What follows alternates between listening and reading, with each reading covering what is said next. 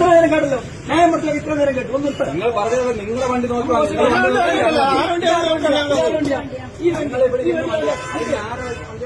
ആ സപ്ലൈകോ ബസാറിന് നേരെ തന്നെ ഈ വണ്ടി വെച്ചിരിക്കുന്നത്. ഇത് സർക്കാർ സ്ഥാപനമാണ്. വീഡിയോ അല്ല, വീഡിയോ എടുക്കണം. എന്റെ പേര് രാജേഷ്, ഒന്നൂർ CI. ഞാനാ ഇവിടെ വന്നത്.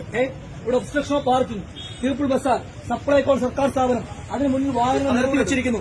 അത് പറഞ്ഞ് ഞാനാണ് ഇവിടുത്തെ SI പറഞ്ഞു വിട്ടത്. മനസ്സിലായോ? അയാൾ വീഡിയോ എടുത്തു. നീന്ത് അസന്മാർഗീയമായ കാര്യങ്ങളെല്ലാം കാണിച്ചോ?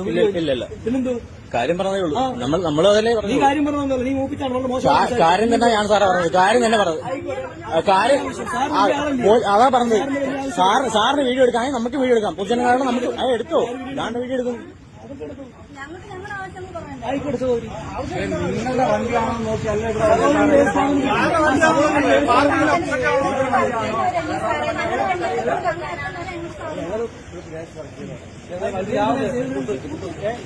രാവിലെ വന്ന് നിൽക്കുന്നത്. വണ്ടി സൈഡിൽ വെച്ചിട്ട് പോകുന്നത്. വണ്ടി എടുക്കാതെ കൊണ്ടാണ് ഇവരെല്ലാം കൂടെ ഇട്ട് മറിച്ചു വെക്കും. സാറേ 8:45 ഇവിടെ വണ്ടി കൊണ്ടുപോകുമ്പോ വണ്ടി നിരത്തി വെച്ചിരിക്കുന്നു. എന്തുകൊണ്ടാണ് സാർ ഇവിടെ മാറ്റാത്തത്? ഇതിപ്പോ വഴിയിലല്ലേ അവര് നേരെയുള്ള വഴിയിലല്ലേ ഇരിക്കുന്നത്. പിന്നെ എന്തുകൊണ്ട് മാറ്റി വെക്കാൻ പറ്റാത്ത? സാർ പെറ്റിയടിച്ചു. ആക്കി നോക്കാം. ആയിക്കോട്ടെ.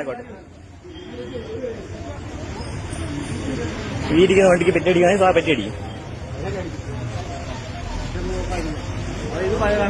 അവരുടെ വണ്ടി കൊണ്ടുവിട്ട സാധനം ഇറക്കാൻ പറയുന്നത് ധാർഷ്ട്യം അല്ല, വേറെ ഒന്നുമല്ല. ധാർഷ്ട്യം, അധികാരത്തിന്റെ ധാർഷ്ട്യം. എല്ലാം ഞാനിവിടെ വന്നപ്പം ഇവിടെ 3 വണ്ടി ഞാനിവിടെ വന്നപ്പോ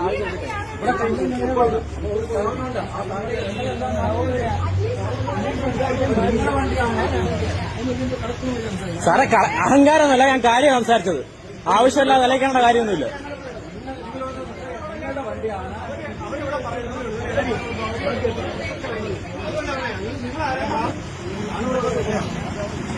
ഒരു വണ്ടി വെച്ചു.